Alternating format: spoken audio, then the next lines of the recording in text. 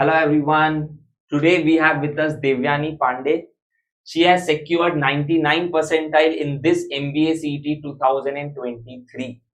She is a very good inspiration for all the students who are planning to repeat CET because she has given this CET as repeat. In 2021, she had secured 98 percentile in her CET, and now her score has increased to 99 percentile.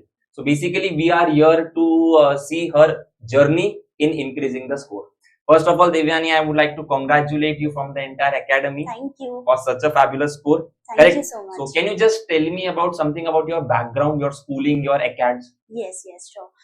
Hello everyone, my name is Devyani Pandey. I've done my schooling from Holy Cross English High School with 88.8 percentage. Okay. Then my 11th and 12th from Vidya Bharati with a 75 percentage. Okay. And then my engineering from Professor Ramegi College of Engineering and Management All right. with a 10 pointer. अरे वाह, that's great. यानी आपका basically पूरा schooling से लेके engineering you were done from you're from Amravati itself. Yes. Okay. So basically 2021 में you gave your first attempt of CET Yes. and your score was 97 percentile something. हाँ. Correct. And you decided to repeat. Yes. है ना? And now you have scored 99 percentiles. Basically we just wanted to know about your journey in increasing this score from 97 to 99 because एक 60 percentile से 60 percentile से 70 percentile जाने के लिए जो मेहनत लगती है उससे अलग मेहनत लगती है 70 से 80 जाने क्योंकि आपका कंपटीशन अलग लोगों के साथ है। वो 10% लोग अलग है, ये 10% अलग है, बट उससे अलग मेहनत लगती है 80 से 90 जाने। बट सबसे ज्यादा अलग मेहनत लग जाती है ये 97 से 99 जाने क्योंकि ये आपका कंपटीशन टॉप 3% लोगों के साथ है। राइट। तो बेसिकली हमको वही जर्नी के बारे में जानना है दैट मेड यू ये वाला जंप जो हुआ है। So I think consistency is the key. If you decide to prepare every topic every day, like from quant, from LR, from verbal, and from abstract, if you decide to solve a particular number of questions every day, I think that is a very good strategy to go with. You are in touch with every section and you know that you are preparing well, तो तुम्हारा confidence भी boost होते रहता है with your preparation. I think that helped me a lot because previously in my first attempt, what I did was I completely skipped the quant section and that was the biggest mistake that I made. But in this attempt, I made sure that I practice everything every day. Okay, that's great. Okay, basically 2021 में when you gave CET, I believe 21 का CET was conducted in the month of September. Yeah. है ना? If I'm not wrong, है ना? Yes, COVID की वजह से it went late. late. तो 2021 में it was conducted in September. Yes, sir. You scored 97 percentile there. Yeah. So उसी वक्त decide हो गया था repeat करना है या you took a time?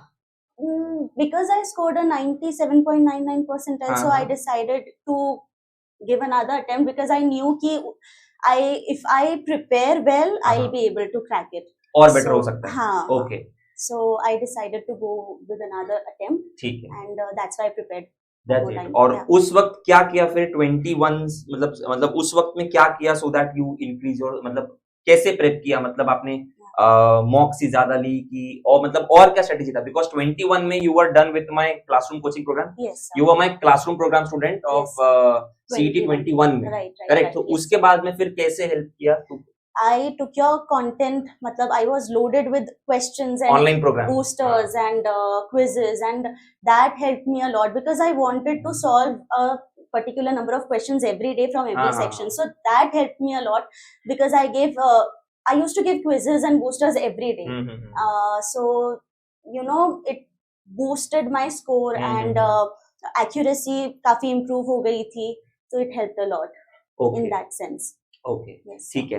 एक क्वेश्चन जो मैं पूछना चाहूंगा दैट इज लाइक कि जब प्रिपरेशन हो जाता है स्टूडेंट्स का पूरा मतलब बेसिकली जैसे अभी तो मार्च में सीटीज होते हैं रेगुलरली, तो जैसे मान लो कोई स्टूडेंट दिसंबर तक के उसका सब रेडी हो गया है तो जनवरी में मॉक्स देना स्टार्ट करते हैं। सो बेसिकली जब फर्स्ट मॉक का स्कोर आता है तो वो कभी कभी लो रहता है, कभी क्या मेजर ऑफ द टाइम्स लो होता है क्योंकि एकदम से 200 क्वेश्चंस का पेपर आ रहा है, 2.5 घंटे का पूरा देख रहे हो, तो कभी स्टूडेंट टाइम मैनेज नहीं कर सकता है, कभी पैनिक हो जाता है उस वक्त में।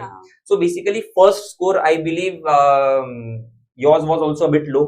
तो बेसिकली वो स्कोर को ग्रो करने के लिए क्या किया है?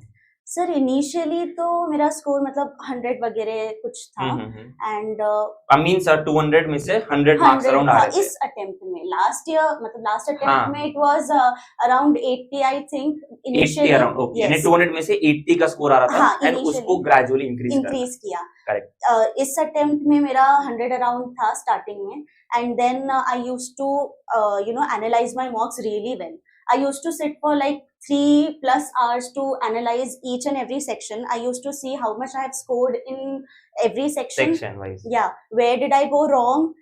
If I've done a question correct, then what did I do? How did I solve it? Method हाँ मेथड्स भी देखी।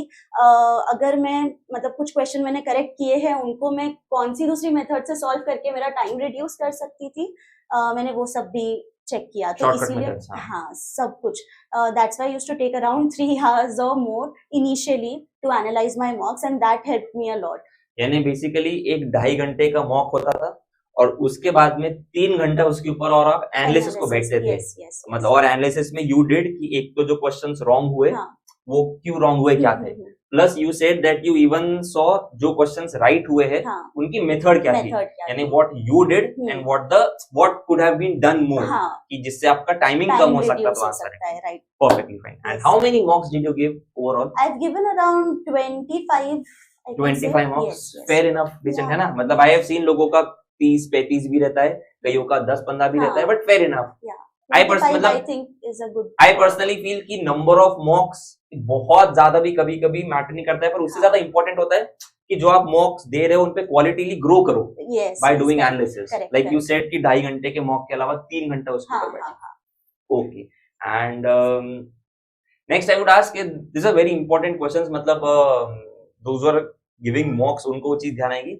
कि जब हम पहला मॉक देते हैं एंड एज यू सेड कि मॉक्स को एनालिसिस करके ही स्कोर ग्रो होता है हाँ लाइक उसमें दिखता है कि हमने क्या टॉपिक गलत किया फिर हम उसका टॉपिक का प्रेप करते हैं एंड फिर ग्रेजुएट होता है बट कभी कभी 7-8 मॉक्स देने के बाद में हाँ एक स्टेज आता है कि अपना स्कोर सडनली या तो डिप हो गया या अब बढ़ ही नहीं रहा है मतलब इमेजिन करो आप एक 80-90 के स्कोर्स पे चल रहे थे और बड़ा बड़ा बड़ा 120 तक के यू रीच्ड Yes. बट अब 120 कंसिस्टेंटली चल रहा है ये और हो गई मतलब स्कोर बढ़ नहीं रहा है या तो डिप हुआ या तो बढ़ नहीं रहा है तो उस वक्त में क्या करना चाहिए मतलब what should we do to stay motivated एक तो सबसे पहले अगर डिप होता है तो कभी कभी लोग ऐसे डाउन भी हो जाते हैं कि what am I doing wrong या कंसिस्टेंट भी चला तो और क्या करना चाहिए कि उस पे स्कोर ग्रो हो हाँ मुझे लगता है कि अगर स्कोर कम आता है तो वो और अच्छी चीज होती है because you can analyse better you know कि आपका कौन सा एरिया स्ट्रॉन्ग और कर सकते हैं आप क्योंकि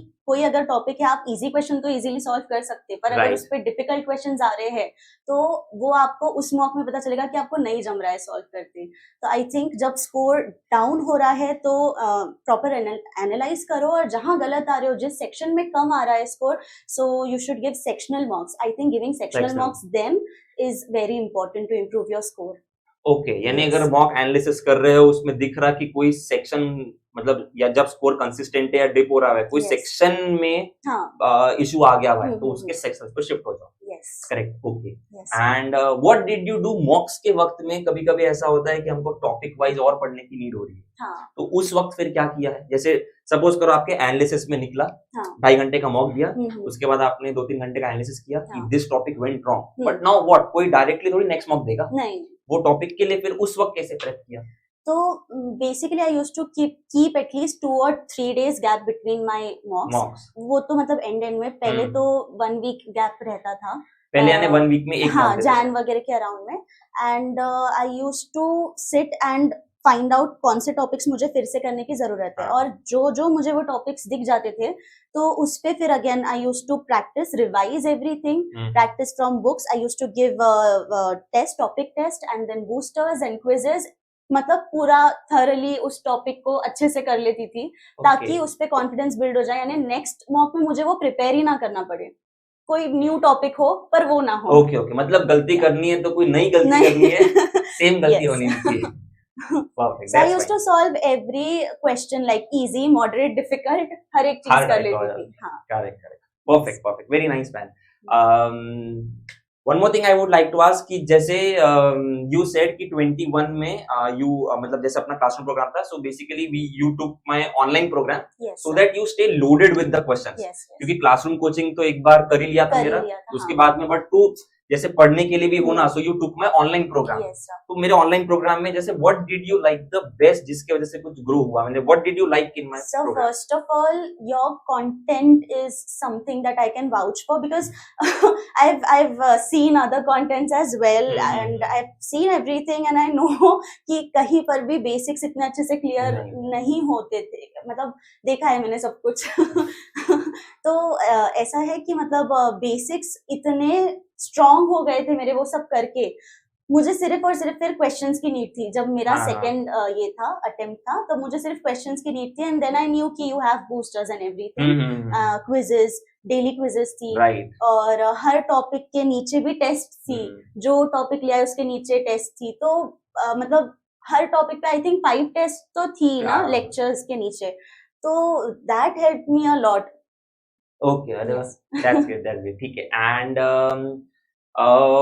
what advice, one last question, what advice would you like to give to your juniors who are appearing for this CT, मतलब forthcoming CTs? I would like to say कि never lose your confidence. हमेशा मतलब you know that you have to be consistent and no matter what you're scoring, just give your 100%. Also, one thing that I followed in my preparation is that सबसे पहले तो मैंने मेरा जो strong area है उसको स्ट्रॉन्गेस्ट किया and then I work on my weak areas to make it better, तो so that you're not losing your marks from your strong area. right yeah, so that is what I followed. अरे वाह, that's great, है ना. चलो, so all right Devyani, है ना, I wish you all the best for your further MBA journey. Thank you, sir. Hope you excel there in a similar way that you are excelling here in CET. Correct? Thank you so much, all right, sir. All right, thank you everyone.